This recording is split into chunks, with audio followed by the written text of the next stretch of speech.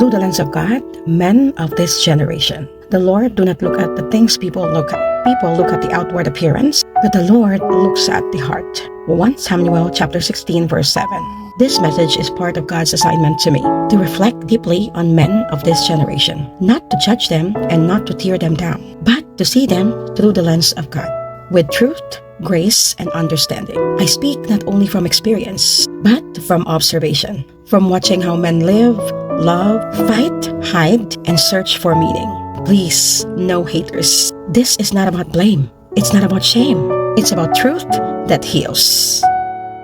Because when you look closely, you'll see that men today are hurting more than they're healing, chasing more than they're resting, proving more than they're becoming. What happened to the men of this generation? Where did the strength go?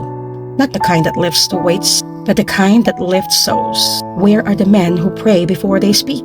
Who lead not with pride, but with peace? Where are the men who build altars before building empires? The world today, sadly, sees men through a distorted lens. Men who are confused, pressured, and constantly performing. Men that are expected to be strong, but not allowed to be soft. Men told to lead, but left without guidance. Men praised for their achievements, but forgotten when they fail. They are told, be tough, don't cry, be successful, even if you lose your soul. Be desired, not necessarily faithful. And in all this noise, many lose the sound of their true identity. They start to believe that worth is measured by status, not spirit, by how much they own, not how much they love. So, why does man keep searching for love and never feel contented? Some men go from one woman to another, not always because they are bad, but because they are empty. They are searching home in human hearts, trying to fill a void only God can fill. They crave love, but they don't understand what real love is. So they confuse comfort for connections and attention for affection. They are drawn to temptation, not because they love sin, but because they're starving for something that feels alive. Temptation promises relief, but delivers regret. It's like drinking a glass of salt water. The more you consume, the thirstier you become. A man who doesn't know who he is in God will always keep searching for himself in someone else. And that's why many never feel contented. Because what they truly crave isn't more about women. It's more of God. There are many lessons from the Bible that we can cite here. King Solomon. King Solomon had everything. Wisdom, wealth, women, 700 wives, 300 concubines. And yet, he said, everything is meaningless, a chasing after the wind. Ecclesiastes chapter 1 verse 14. He had all the pleasures the world could offer, but still felt empty. Why? Because no amount of world satisfaction can fill a heart made for God's presence. David, my favorite character. A man after God's own heart, still fell into temptation with Bathsheba. 2 Samuel chapter 11. Not because he did not love God, but because he stopped guarding his heart and his eyes. His desire spoke louder than his discernment. Samson, the strongest man, lost everything because he played with temptation.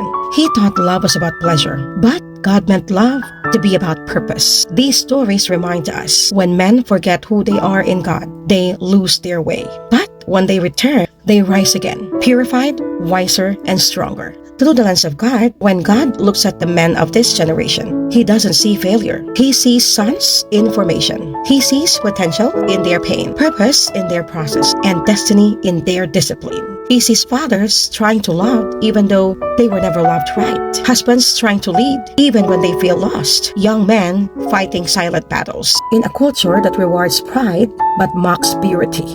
And still God whispers, "Son, I made you to reflect my strength, not the world's. I made you to protect, not to control. I made you to lead, not to dominate. I made you to love with truth, not perform for attention. The love you keep searching for is already found in me."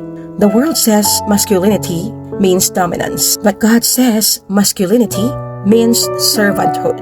The world says prove yourself. God says be still and know I am God. The strongest men are those men who knows how to kneel before God. The wisest are those who knows how to admit they need grace. And the most powerful ones are those who knows how to love over ego, discipline over desire, and humility over hype.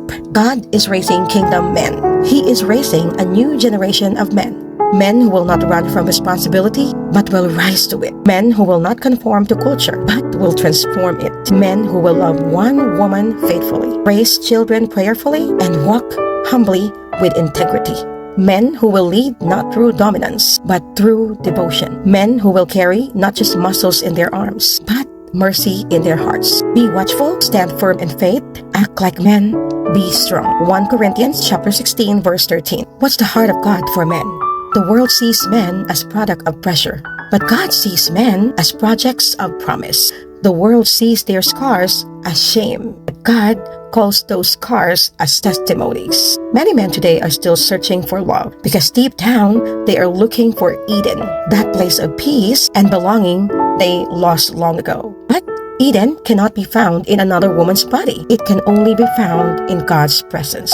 What does the Lord require of you? To act justly, to love mercy, and walk humbly with your God. Micah chapter 6 verse 8. So, to every man watching this, you are not beyond redemption. You are not too broken, too late, or too lost. God is still carrying you home. Not to make you perfect, but to make you whole. Because when a man finally sees himself through the eyes of God, he stops chasing what fades and starts becoming what lasts. He will stand, serve, and shine as the man God designed him to be. Strong in spirit, steady in love, and satisfied in Christ alone. So, looking through the lens of God, the world may measure men by what they achieve, but God measures them by how they love. The world pushes them to perform, but God invites them to transform.